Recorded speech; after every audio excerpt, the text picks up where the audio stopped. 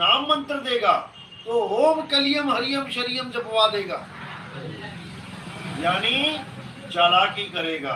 लोग कबीर नाम सुन के उसके पास दौड़े जाएंगे, लेकिन नाम दे देगा देवी देवताओं का, अब करे तो कोई क्या करे। और 20-20 साल लटका देगा, कहेगा सार शब्द बाद में मिलेगा। अरे 20 साल की तो उम्र भी नहीं होगी, पता नहीं 20 मिनट में क्या से क्या हो जाए। ऐसे ये काल का दूत जीवों को भरमाएगा। लेकिन साहिब ने फिर भी निबेड़ा कर रखा था कि धर्मदास मेरी लाख दुहाई, ये मूल ज्ञान बाहर ना जाए, गुरमुख को तुम देव बताए, कपटे से तुम राग छुपाई। मूल ज्ञान बाहर जो पढ़ी, बिचली पीढ़ी हंस न तरही, मूल ज्ञान तब लग छुपाई, जब लग द्वादश पंथ न मिल जाए। उसके बाद मूल ज्ञान खुलेगा। तो कहते 12 पंथ काल फुरमाना, भूले जीव न जाए ठिकाना, 13वें पंथ हम ही चले आए, सब पंथ मेट के एक पंथ चलाए। कहते मैं खुद आऊंगा 13वें पंथ में चल के। किस आधार से आऊंगा? देह आधार से नहीं आऊंगा, उसकी देह छाया नहीं होई, वो छाया वाली देह नहीं है उसकी, ज्ञान आधार से आऊंगा। और ज्ञान आधार से आके सारी दुनिया में जितना भी अज्ञान फैला है वो सबको खत्म कर दूंगा। कहते हैं 12 पंथ में जो ज्ञान उजागर होगा वो वाणी का उजागर होगा, और 13वें पंथ में पूरा ज्ञान उजागर हो जाएगा। इसी का संदेशा देने के लिए धर्मदास जी को पूरा ग्रंथ लिखवा दिया। लेकिन कोई समझ नहीं पा रहा है कि धर्मदास जी को मना क्यों किया गया, क्यों मना किया गया ये ज्ञान उजागर करने के लिए। क्योंकि अगर ये ज्ञान तब उजागर हो जाता तो आज घर घर में ये ज्ञान चल रहा होता, लेकिन केवल चल रहा होता, मुंह से नाम वही दिए जा रहे होते, और तुम लोग को जगाना बहुत मुश्किल हो जाता। क्योंकि आप लोग कहते हैं हमारे गुरु जी यही कहते हैं, क्योंकि आज वही हो रहा है। थ्योरी पार्ट सब एक लिख के लेके बैठे हैं, परमात्मा नाम तो ऐसा पकड़ लिया सबने कि परमात्मा ही मिल गया सबको। हर सत्संग में परमात्मा परमात्मा परमात्मा करके नाम काल के पकड़ा दिए जाते हैं। तो बंदे को लगता है कि मेरा गुरु भी परमात्मा परमात्मा कर रहा है, मुझे भी परमात्मा का नाम दे दिया। यहाँ तक कि अगर कोई गुरु अपने चेले को परमात्मा परमात्मा जपने को भी दे दे, वो भी काल का ही नाम है। कोई गुरु अपने चेले को कबीर कबीर भी रटने को दे दे, वो भी काल का ही नाम है। क्यों है? क्योंकि पावन अक्षरी है, बोलने वाला, लिखने वाला, पढ़ने वाला नाम है, इसलिए वो कबीर का नाम भी काल का नाम हो गया। क्योंकि साहिब कहते हैं मेरा नाम बोलने में आता ही नहीं है, मेरा नाम कबीर तो रखना पड़ गया लोगों को बताने के लिए, मेरा नाम कबीर भी नहीं है। तो क्या नाम है मेरा? कक्का केवल नाम है, और बब्बा ब्रह्म शरीर, और रारा सब में रम रहा, वाको नाम कबीर। वो है कबीर, वो है मेरा असली रूप जो सब में रम रहा है। घट घट मेरा साइया सुनी सेज न कोई, बलिहारी वा घट की जिस घट पर घट होए। जहाँ ये दिव्य ज्ञान प्रकट होता है कहते बलिहार जाते हैं, क्योंकि वो एक मोमबत्ती सारे संसार की मोमबत्तियों को जला देगा, इसलिए बलिहार जाते हैं कहते हैं उस ज्ञान पे। तो वो ज्ञान किसका है? विदेही ज्ञान है वो देही ज्ञान नहीं है। ये तुम किसी कबीर साहब की मूर्ति की पूजा करो, कबीर साहब की फोटो की पूजा करो, कबीर साहब कहते हैं ये मैं हूं ही नहीं, ये मैं हूं ही नहीं, ये तो तुम्हें केवल दिखाने के लिए काया धर के आया हूं, नहीं तो मेरी कोई काया नहीं है। मैं विदेही पुरुष हूं और मेरा नाम भी विदेह है, ये बोलने लिखने वाला देही नाम नहीं है। अरे शब्द शब्द सब कोई कहे, वह तो शब्द विदेह, और जीपा पे आवे नहीं, निरख परख कर ले। ये जीप पे नहीं आता मेरा नाम कि किसी ने बोल दिया कबीर कबीर कबीर कबीर जपो तो वो परमात्मा को प्राप्त हो जाएगा, कभी नहीं। अरे मुख से कहे कबीर कबीर, तो ना कटे काल की पीर, नाम हमारा सब जग लेता, भेद हमारा कोई न कहता, और मेरा भेद पावेगा सोई, जिसका सतगुरु पूरा हुई। जिसने अपनी आत्मा को जान लिया है वही तुम्हें तुम्हारी आत्मा का लखाव करा सकता है। नहीं तो वो अपने आप को भी शरीर मान के बैठा है और तुम्हें भी शरीर बना के रखा हुआ है। ना तुम शरीर हो, ना ही तुम्हारा गुरु शरीर है। दोनों शरीर से न्यारे हैं। इसी को साहिब ने बोला, इससे पहले कि काया छोड़नी पड़े और तुझे ऐसा लगे कि तू मर रहा है, उससे पहले अपने स्वरूप को जानो। ये जितने भी गुरु घूम रहे हैं, ये अपने स्वरूप को नहीं जान रहे हैं, ये तुम्हारे स्वरूप को भी नहीं जान रहे हैं, इसीलिए खुद गुरु और तुम्हें चेला बना रखा है। जब असली गुरु मिलता है तो तुम्हें ही तुम्हारा गुरु बना देता है, तुम ही अपने गुरु हो जाओगे। बस देही गुरु का एक फार्मूला होता है जो आपके पास आता है, उसका एक लक्ष्य होता है जो आपके पास आ जाता है। इसी को बोला है शब्द गुरु सुरत धुन चेला, मिले परस्पर भया अकेला, ना कोई गुरु ना कोई चेला, तो उड़ जा हंस अकेला। अकेला बोला साहिब ने, उड़ जा हंस अकेला। अब गुरु कहाँ गया?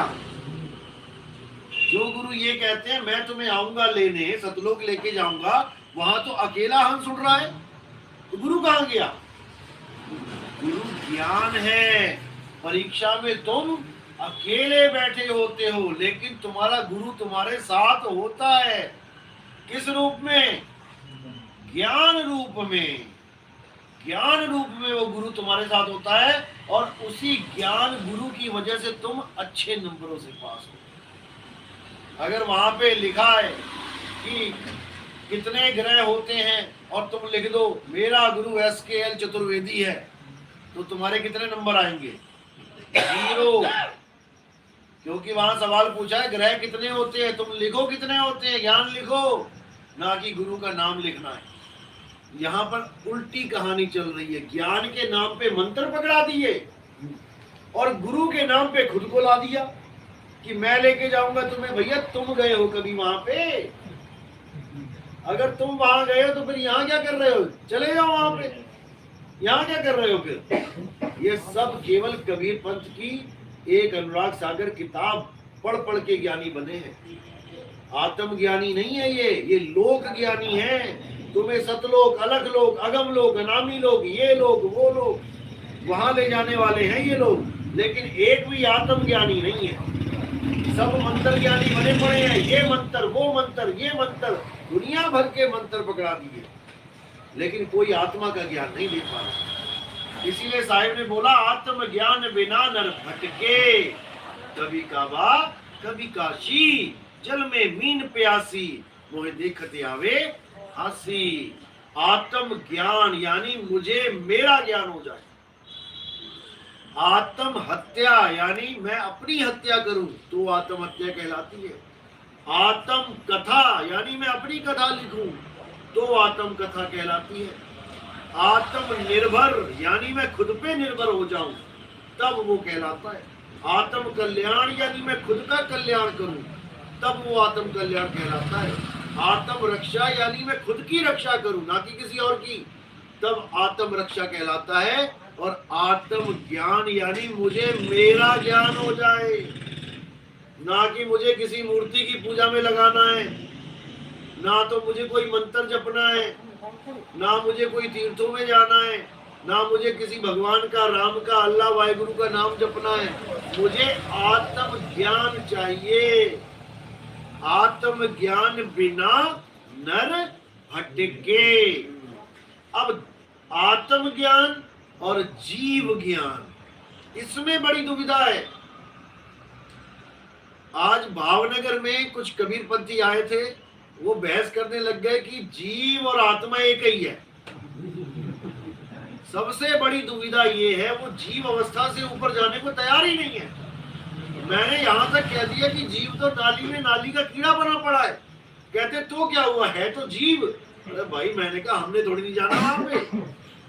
जीवों का तो कल्याण करने के लिए बंदी छोड़ आ रहे हैं। जीव अवस्था से ऊपर उठो नहीं तो नाली में ही जाना पड़ेगा। तो साहिब ने कहा बहु बंधन में बांधेया एक बेचारा जीव, और क्या बल छूटे आपने जो न छुड़ाए पीव। मैंने कहा इसी दोहे में पीव नाम की व्याख्या कर दो। ये पीव कहां से आ गया जब सब कुछ जीव ही है? तो समझने को तैयार नहीं है कोई। इतना बुरा हाल हो चुका है कि कबीर पंथी कहला रहे हैं, लेकिन कबीर वाणी को नहीं समझ पा रहे। साहिब ने क्या कसर छोड़ी है? जो जीव सोई जो जुग जुग जीवे, उत्पत परलय माही, दे धरे भर में 84, निर्भय कबहू नाही। आत्मा में और जीव में यही फर्क है। जीव डरता है, डरपोक है, और आत्मा निडर है, क्योंकि आत्मा को कोई शस्त्र काट नहीं सकता, अग्नि जला नहीं सकती, वायु सुखा नहीं सकती, जल भिगो नहीं सकता, तो आत्मा क्यों डरेगी? आत्मा को किसका डर है? लेकिन जीव डरता है। जीव अवस्था डरपोक अवस्था है और आत्म अवस्था निडर अवस्था है। जो अपने शरीर को भी त्यागने के लिए तत्पर है, जो कोशिश कर रहा है अपने शरीर को त्यागने की, वही आत्म अवस्था तक पहुंचेगा। वो जीव अवस्था को पार करने की कोशिश कर रहा है। और ये सब तब होता है जब गुरु मिलता है, गुरु रास्ता बताता है। जीव और पीव, इन दोनों के बीच में एक और अवस्था है, वो है शिव। इस शिव अवस्था को प्राप्त करने वाले लोगों को ही काल का दूत बोला गया है। और कोई काल नहीं है बीच में। जीव और पीव के बीच में ये जो बीच है, जहां बोला है बिचली पीढ़ी हंस न तरही, यही है वो लोग जो जीव से पीव की जगह जीव से शिव बने बैठे हैं। मंत्र जप के, तंत्र जप के, श्वासों पे ध्यान लगा के, नाभि में ध्यान लगा के, त्रिपुटी में ध्यान लगा के, ये सारे शिव अवस्था को प्राप्त कर रहे हैं। किसी को रोक देना है। अब जीव से शिव नहीं होना है, अब सीधे जीव से पीव हो जाना है। यही गरीबदास जी ने बोला, अरे कोटि तो ब्रह्मा भय, यानी भक्ति करके ब्रह्मा बन गए, और कोटि भय ईश, यानी ब्रह्म हो गए। ब्रह्मा जीव अवस्था का नाम है, ईश शिव अवस्था का नाम है। यानी कोटि तो ब्रह्मा भय, कोटि भय ईश, साहिब तेरी बंदगी से जीव होए जगदीश। जब साहिब की असली बंदगी मिलेगी, तब जीव से सीधे पीव अवस्था को प्राप्त हो जाओ। उसके बाद तुम्हें कोई नहीं पकड़ सकता। उसके बाद काल माथा टेकेगा आपके आगे, क्योंकि अब आपके सामने मंत्र नहीं है काल से लड़ने के लिए, अब आपके पास वस्तु है। काल के साथ जब जंग होगी, तो जो लोग मंत्र लेके बैठे हैं कि हमारे मंत्रों से काल भगवान भाग जाएगा, अरे कुत्ता नहीं भागता मंत्र से। कुत्ते के सामने कोई मंत्र बोल दो तुम, वो तुम्हें काट के ही मानेगा। और तुम्हारे हाथ में केवल एक डंडा हो तो तुम्हें किसी मंत्र की जरूरत नहीं है। इसीलिए साहिब ने कहा है, सार शब्द एक वस्तु है, सौदा कर भाई। सार शब्द कोई मंत्र वंत्र नहीं है। सार शब्द कहीं बाची हो, यानी सार शब्द को ग्रहण करके बचोगे। शेर से बचना है तो मंत्र नहीं कमाएगा कि बंदूक बंदूक बंदूक। बंदूक चाहिए हाथ में, 2 गोली मारोगे भाग जाएगा। इसी को बोला है, सार शब्द गही बाची हो, मानो एतबारा। अक्षर पुरुष एक पेड़ है, निरंजन वाकी डाला। इसको समझना पड़ेगा। ये सारा पेड़ यहीं बैठा है, सार शब्द भी यही है, अक्षर पुरुष भी यही है, निरंजन भी यही है, माया भी यही है, 5 तत्व 25 प्रकृति 3 गुण भी यही है। यही है वो पेड़। अब इस पेड़ को उल्टा कर देना है केवल, और कुछ नहीं करना।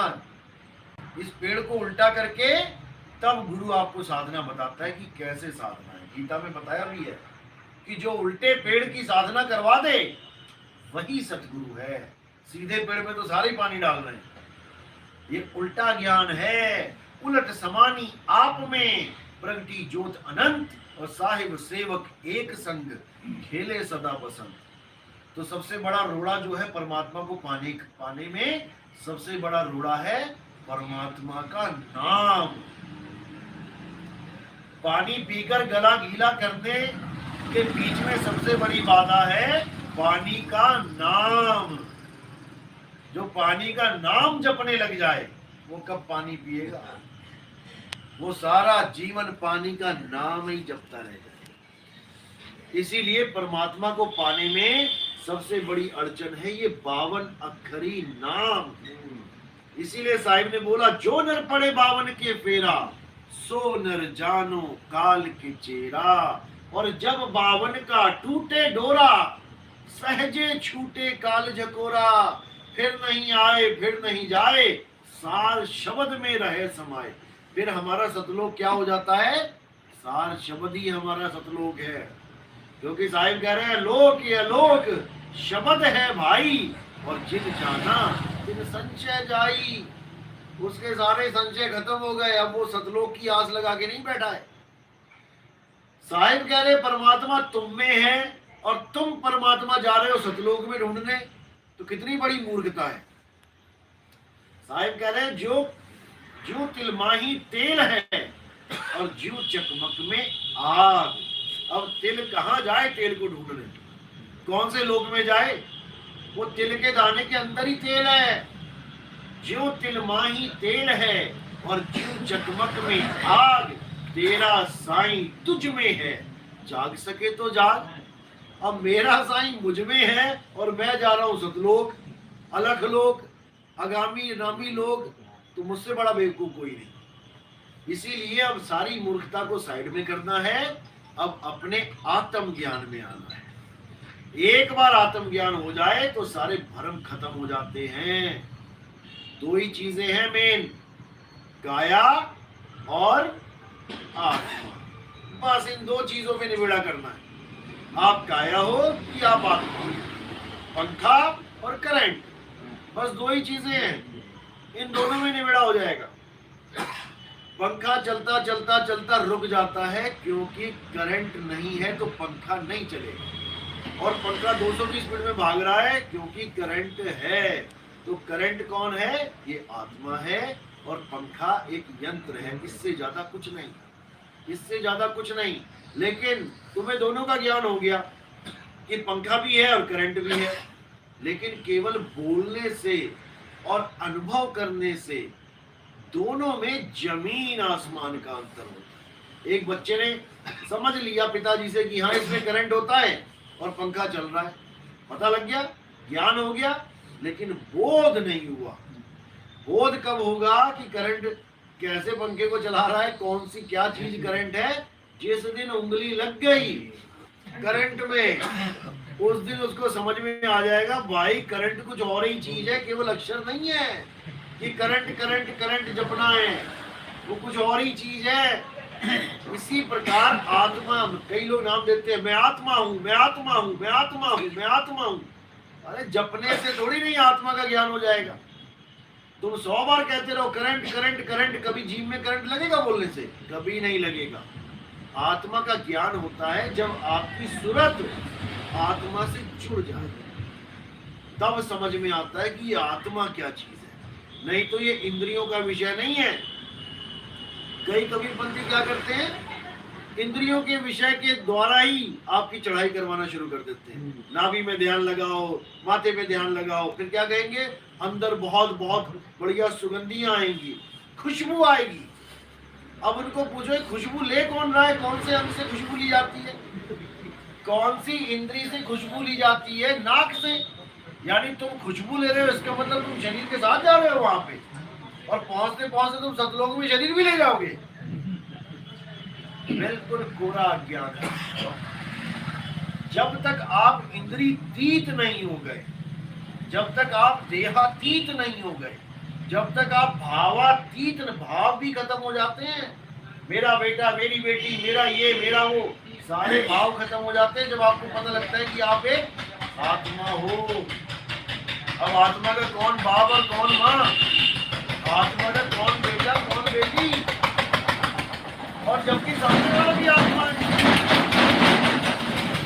तो आत्मा का जब बोध होता है तो ये सारे भूल जाते हैं। इसी को बुल्ले शाह ने बोला था, उस समय मुसलमानों के बीच में खड़े होकर बोल दिया, जबकि मुसलमान मानते हैं कि हम सब आदम हब्बा की औलादे हैं, हमारे पिता आदम और हब्बा हैं।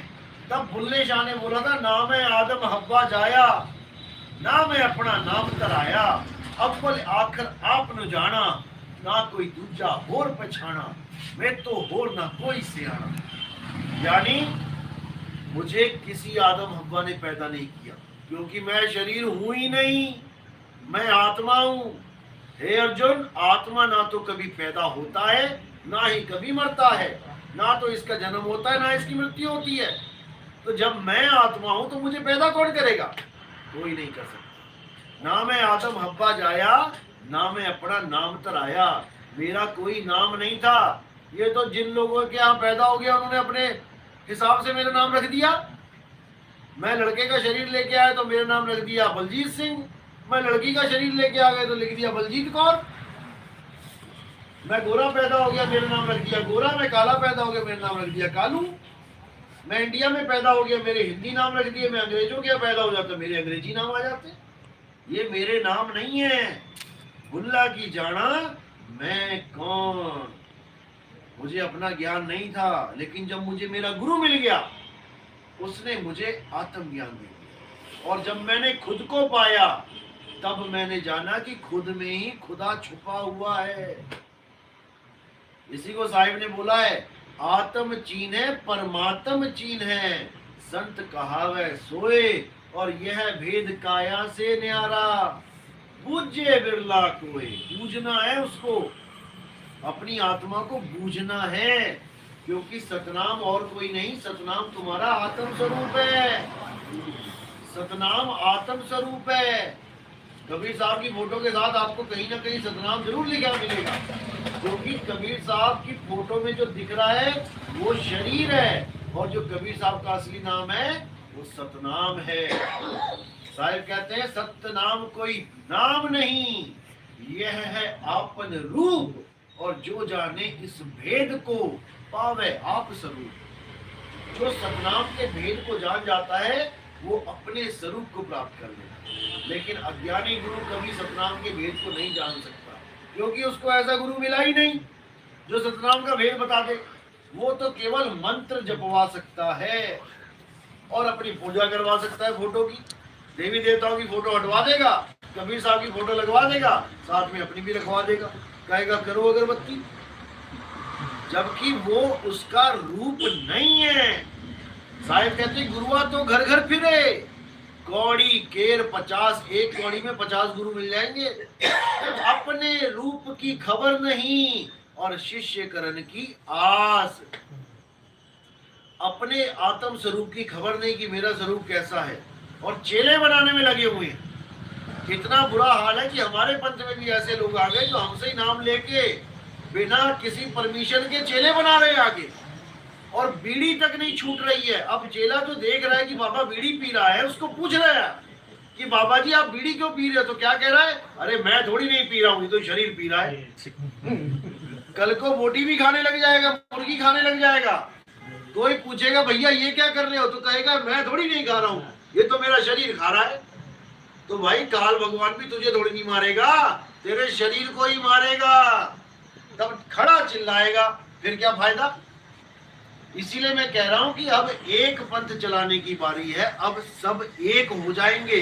जितने कबीर पंथी हैं, गुरु लोग नाम दीक्षा ले रहे हैं आके, पूरी दुनिया में एक पंथ चलेगा। अभी नहीं समझ में आ रहा लोगों को, जब ये जागृति होगी ना पूरी, फिर देखना क्या होता है। इसलिए साहिब ने बोला है कि जब आएगा भीषम भीषा और ना रहेगा ईसा ना रहेगा मूसा। संतों की वाणी है ये, राज करेगा जगदीसा। पूरे जगत का जो परमात्मा है वो राज करेगा, और हम सब एक हो जाएंगे। जात पात धर्म सब खत्म हो जाएगा। क्यों? क्योंकि 52 को खत्म कर दिया जाएगा। 52 को खत्म करके सब सतनामी हो जाएंगे, सब आत्मज्ञानी हो जाएंगे। अब 52 के पीछे झगड़ा खत्म हो जाएगा, और जो धर्मों के नाम पे बांटते हैं ये सब मुंह देखेंगे तुम्हारा, क्योंकि तुम ज्ञानी हो चुके हो। अब तुम भ्रम में नहीं आओगे, और जितने भी ज्ञानी पुरुष हैं ये मिलकर ही इस युग को पलट देंगे। इस कलयुग में ही सतयुग लेके आएंगे। ये सब संतों की वाणी है कि कलयुग में ही सतयुग आएगा, और 1000 साल तक ये ज्ञान चलेगा। लोगों की पीढ़ियों की पीढ़ियां तर जाएंगी। बोले सतगुरु बंदी छोड़ कबीर साहिब जी।